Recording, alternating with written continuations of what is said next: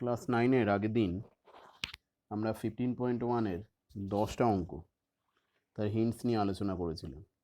আজকে 11 থেকে শুরু করে 15.1-এর বাকি সমস্ত অঙ্কগুলো নিয়ে আলোচনা করব।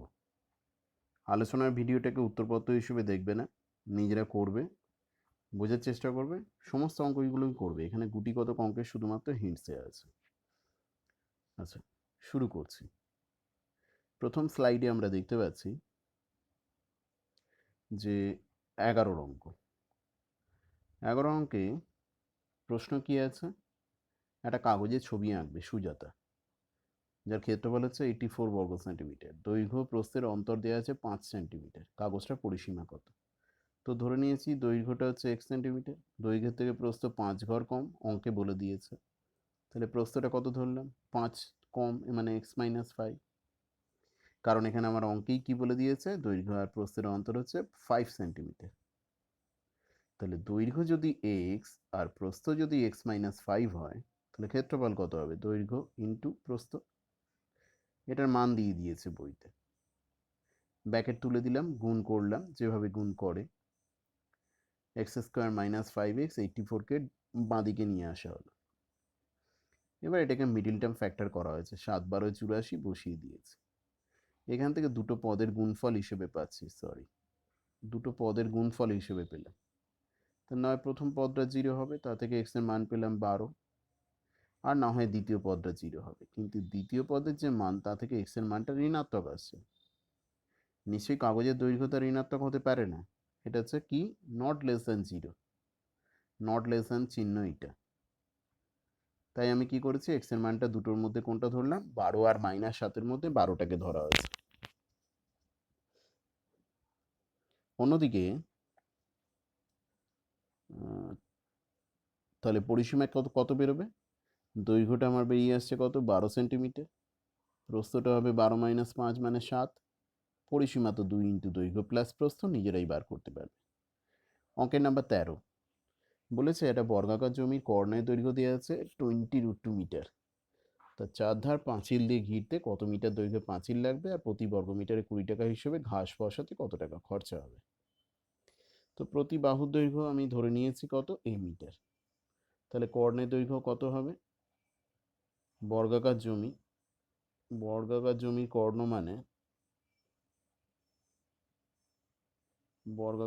কর্ণ মানে হবে এইটা।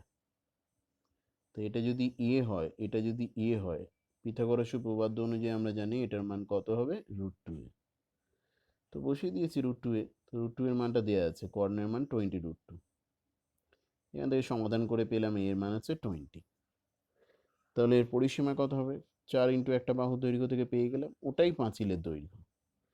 তাহলে কত মিটার পাঁচিল দিতে হবে? 40 মিটার। আর ঘাস বসাতে জায়গা লাগবে বলতে কোনটা? জমিটার ক্ষেত্রফল। বাহুর দৈর্ঘ্য পেয়ে গেছে, ওখান থেকে জমির ক্ষেত্রফল বার করবে। প্রতি বর্গমিটারে ক টাকা খরচা হয় সেটা বসাবে, তাকে ক্ষেত্রফল দিয়ে গুণ করলে বেরিয়ে আসবে দ্বিতীয় উত্তর। আমরা পরের স্লাইডে আসছি। এই স্লাইডে কি দেখানো হয়েছে? এই স্লাইডে দেখানো হয়েছে 14টা প্রথম উদাহরণ হিসেবে দেখানো আছে।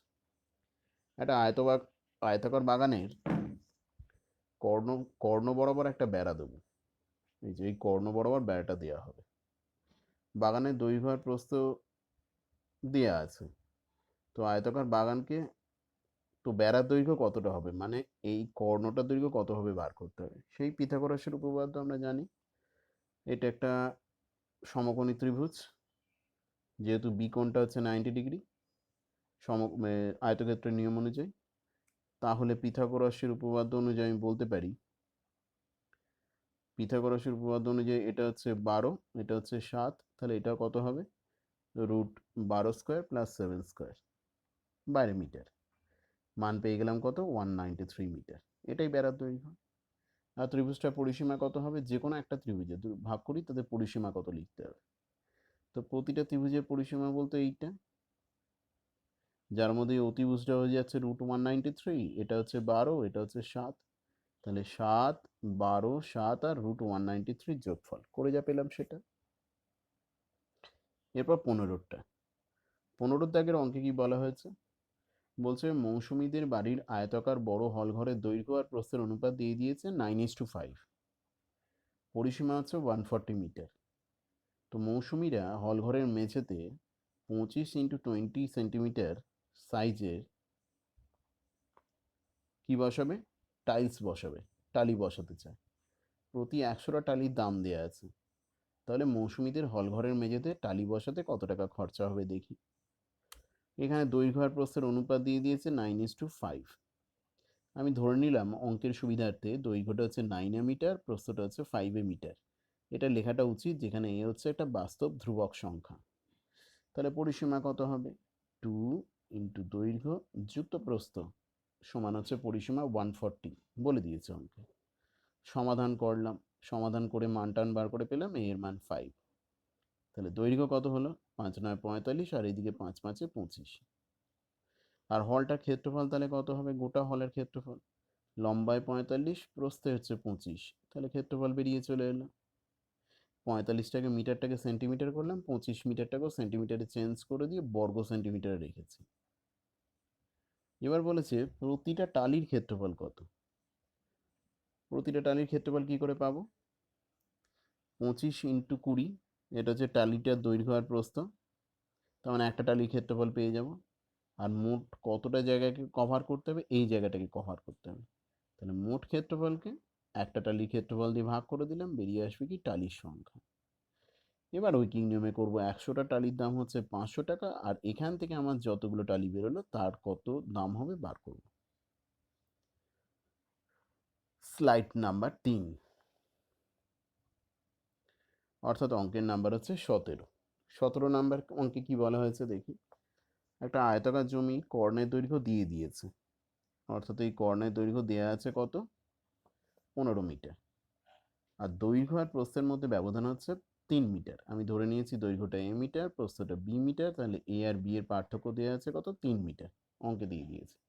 বার করতে বলেছে জমির পরিসীমা কত, মানে 2 × a + b টা কত, আর ক্ষেত্রফলটা কত। দেখা যাক। তো আমার প্রথম তথ্য দেওয়া আছে, যদি দৈর্ঘ্য আর প্রস্থটা ধরে নিই, তাহলে পিথাগোরাসের উপপাদ্য অনুযায়ী এটা a, এটা b, মানে এটা হচ্ছে √a² + b², এর মান হচ্ছে 15। স্কোয়ার করে দিলাম, বেরিয়ে এলো a² + b² সমান 225। আর একটা তথ্য দিয়ে দিয়েছে, সেটা কি? এটা নাম দেওয়া উচিত 2 নাম্বার, আর দেওয়া হয় না। a - b এর মান কত? 3। তো a - b এর মান যদি 3 হয়, তাহলে a - b এর হোল স্কোয়ারের মান কত হবে? 9। সেখান থেকে দুদিকে স্কোয়ার, এমনি a - b এর হোল স্কোয়ারের সূত্রে ভেঙে দিয়েছি, a² + b² - 2ab সমান 9। কিন্তু এই a² + b² এর মান আমার ওপর থেকে জানা আছে, বসিয়ে দিয়েছি। এখান থেকে ক্যালকুলেশন করে আমরা বার করব কি? 2ab এর মান। এই যে 2ab, সেখান থেকে বার করব কার মান? ab এর মান। তো বেরিয়ে চলে এলো ab এর মান। তাহলে ক্ষেত্রফল কত হবে? ab তো ক্ষেত্রফল, যার দৈর্ঘ্য a, প্রস্থ b, আবার আলাদা করে বার করবো নাকি? এই ab-টাই তো ক্ষেত্রফল, বেরিয়ে চলে এলো। এবার আমাকে আরটা বলেছে পরিসীমা, মানে কি? 2 × a + b, যেখানে a + b এর হোল স্কোয়ার মানে হচ্ছে a - b এর হোল স্কোয়ার যুক্ত 4ab। তাহলে আমি কি লিখতে পারি?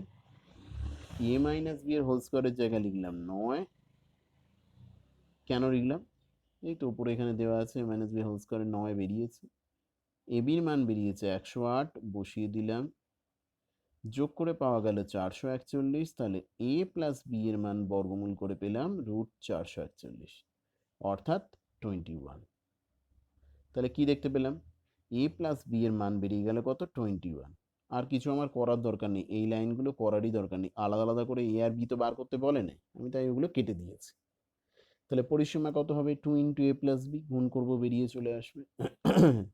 যদি আমার এখানে দৈর্ঘ্য কত, প্রস্থ কত বার করতে দেয়, তখন এগুলো কাজে লাগবে। a - b দেওয়া আছে, তাকে সরল সমীকরণের সমাধান করতাম, সমাধান করে বার করতে হতো। এরপর হচ্ছে 18 অঙ্কের হিটস। 18 অঙ্কে কি বলেছে? 385 মিটার আর 60 মিটার পরিমাপের একটা আয়তাকার চাতাল পাকা করতে সর্ববৃহৎ কত মাপের বর্গাকার টাইলস ব্যবহার করা যাবে? মানে কাটা হবে না তাকে, দৈর্ঘ্যের দিকে বসাবার সময় ভাঙবো না, আবার প্রস্থের দিকে বসাবার সময় ভাঙা যাবে না। আর সেক্ষেত্রে টাইলসের সংখ্যা কত হবে? হিসেব করে দেখি। অঙ্কটা এমন কিছু নয়, শুধু একটু খেয়াল করে করতে হবে, ওই জন্যই এটা দেখানো হচ্ছে। দৈর্ঘ্যটা 385, উৎপাদকে ভাঙলে কি পাবো? 5 7 11 এটা পাচ্ছি। প্রস্থটা কত 60 মিটার, 4 15 60 উৎপাদকে ভেঙে দিয়েছি। তাহলে এখন আমি দেখতে পাচ্ছি 385 আর 60 উভয়েরই সাধারণ উৎপাদক কোনটা? সাধারণ উৎপাদক হচ্ছে 5। তার মানে যখন আমি ক্ষেত্রফল বার করব, সেই ক্ষেত্রফল বার করার সময় দৈর্ঘ্যের থেকেও 5 পাবো, প্রস্থের থেকেও 5 পাবো। তার মানে আমি বলতেই পারি যদি 5 ফুট দৈর্ঘ্যযুক্ত একটা বর্গাকার টাইলসকে আমি বসাই, বর্গাকার টাইলস বলেই দিয়েছি, যার দৈর্ঘ্য কত 5 মিটার, সরি, তাহলে সেটা দৈর্ঘ্যের ক্ষেত্রেও 5টা হচ্ছে 385টা 5 দ্বারা বিভাজ্য, আবার প্রস্থটাও 5 দ্বারা বিভাজ্য, আর কোনো এমন সংখ্যা নেই কিন্তু। তার মানে সর্বাধিক 5 দিয়েই এই 385 আর 60 দুজনেই বিভাজ্য। তার মানে সব থেকে বড় যে সাইজটা নিয়ে যাবে বাহুর দৈর্ঘ্য বর্গাকার টাইলসের, সেটা হচ্ছে 5 মিটার। তাহলে ক্ষেত্রফল কত হবে 5 × 5।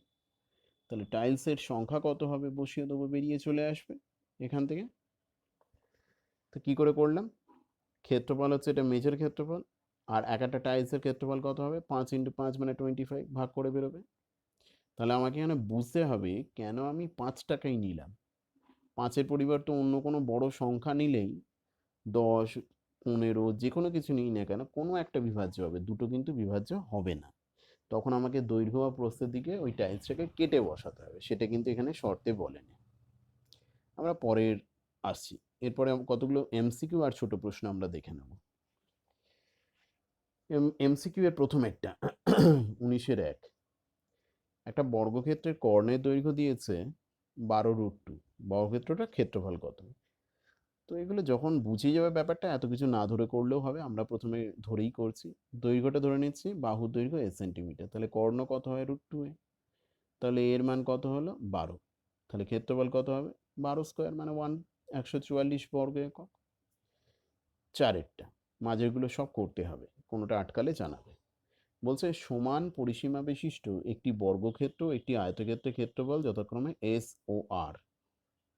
তো বলছে হলে এই এস আর আর এর মধ্যে সম্পর্কটা কি? এসটা হচ্ছে কি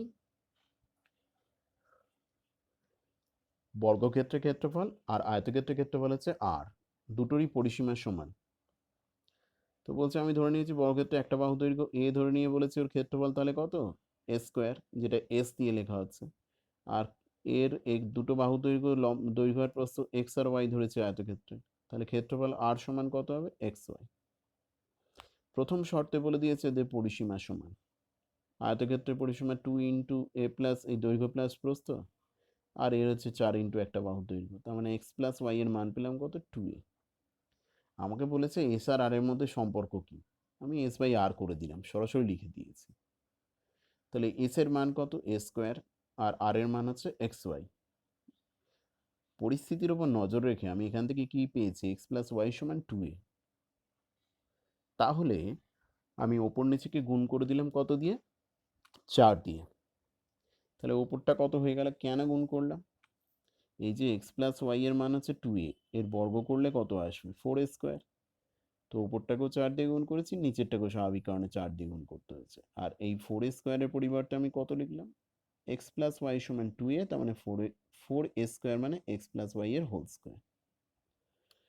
আর এই যে নিচে 4xy আছে এটাকে কি লেখা হলো a প্লাস বি এর whole square minus a minus B এর হোল স্কোয়ার। এবার ভালো করে দেখো ওপরে কি লেখা আছে a প্লাস বি এর হোল স্কোয়ার, এটা লব, হরেতে কত আছে ওইটা তো আছেই, মাইনাস আর একটা ধনাত্মক সংখ্যা আছে। কি করে বুঝলাম এটা ধনাত্মক সংখ্যা, কারণ বর্গ সংখ্যা, তাহলে ঋণাত্মক তো হতে পারে না।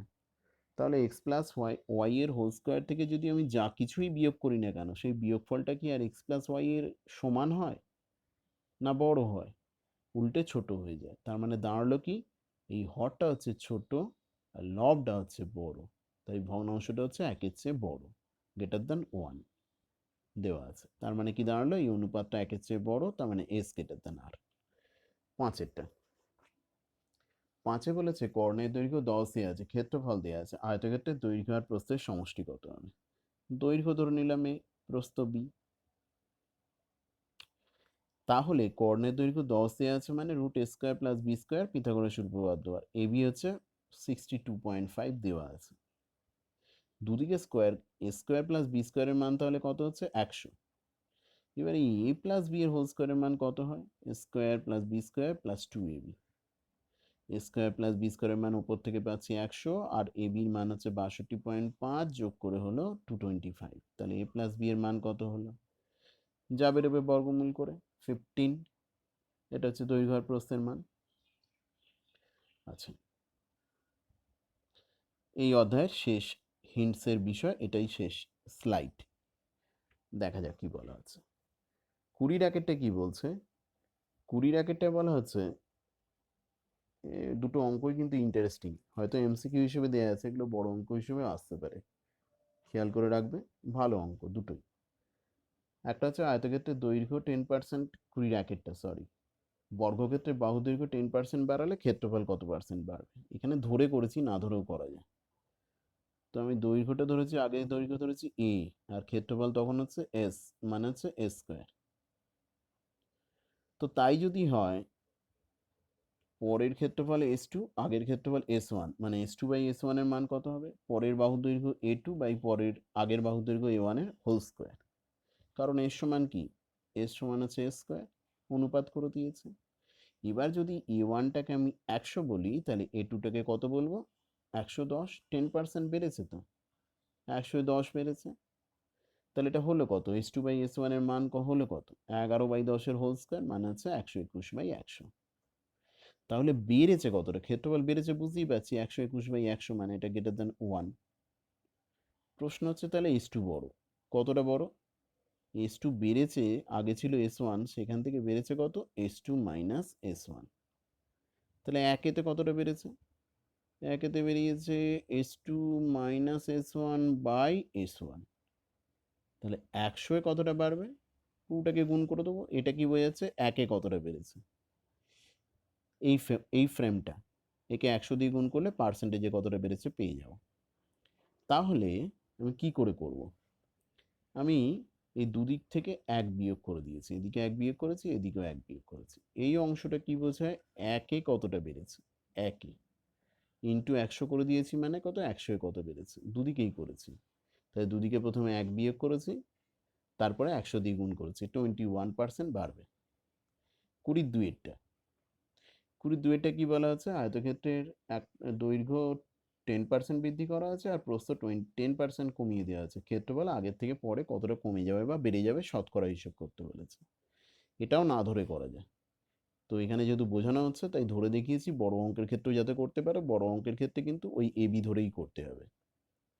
তাহলে দৈর্ঘ্য হচ্ছে এ একক, প্রস্থ হচ্ছে বি একক, ক্ষেত্রফল তাহলে কত, আগে ছিল এবি, এখন দৈর্ঘ্যটা 10% বেড়ে গেছে, মানে কত হয়ে গেছে, আগে 100টা হয়ে গেছে 110। তাহলে এটা কত হবে, 100টা হয়ে গেছে 110, ওই কি নিয়মে করে দেখো। তাহলে একে কত হয়েছে, 100 হয়েছে 110, এক হয়েছে 110 বাই 100, এ হয়েছে 110 ইন্টু এ বাই 100, স্ট্রেট করা আছে, এটা স্ট্রেট লেখা যায়। বেরোলো কত, 11a বাই 10। একইভাবে প্রস্থ 10% কমে গিয়ে হয়ে গেছে 90b বাই 100। তাহলে ক্ষেত্রফল কত এখন, দৈর্ঘ্য আর প্রস্থের গুণফল 99ab বাই 100। কোনটা বড়, এই যে এবি এইটা বড়, না 99 এর 100 ইন্টু এবিটা বড়, স্বাভাবিক কারণে 99 বাই 100টা লেস দ্যান 1, তাহলে এটা হচ্ছে এবির থেকে ছোট, ক্ষেত্রফল কমে গেছে। প্রশ্ন হচ্ছে কতটা কমে গেছে, এবিতে ক্ষেত্রফল কতটা কমে গেছে, ছিল এবি, হয়েছে এটা। সহজে মুখোমুখি করা যায়, 99 বাই 100 মানে কমে গেছে হচ্ছে 100তে এবি পরিমাণ কমে গেছে। তাহলে এবিতে কত কমেছে, সেই তুলনায় ঐকিক নিয়মে বার করেছি 100তে কত কমবে, 1%, বাকিটা ঐকিক নিয়ম। তাহলে এইভাবে আমরা বার করতে পারবো। এই চ্যাপ্টারে এই হচ্ছে আলোচনার বিষয়, ভালো করে করে নাও। আবার দুদিন পরে আমরা 15.2 শুরু করব, এখানে বন্ধ করা হচ্ছে।